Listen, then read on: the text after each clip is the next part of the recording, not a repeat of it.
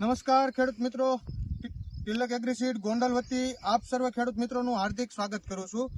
તો આજે આપણે આવ્યા છીએ ઈશ્વરિયા ગામમાં હિતેશભાઈ મારકણાની વાડીએ। તો હિતેશભાઈનો આપણો આખો પરિચય લેશું। હિતેશભાઈ આપણું નામ કહેજો।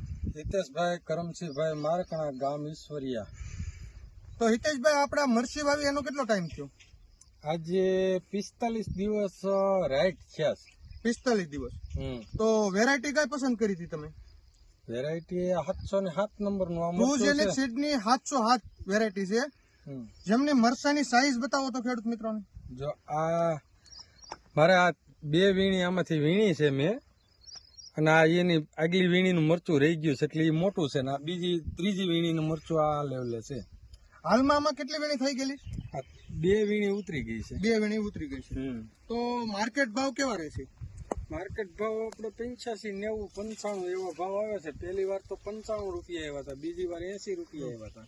હાલમાં મરસાની બેઠક કેમ લાગે તમને? બેઠક બહુ સારી છે। હવે અમારે આમાં ઉતાર જ રાખવા જોઈએ।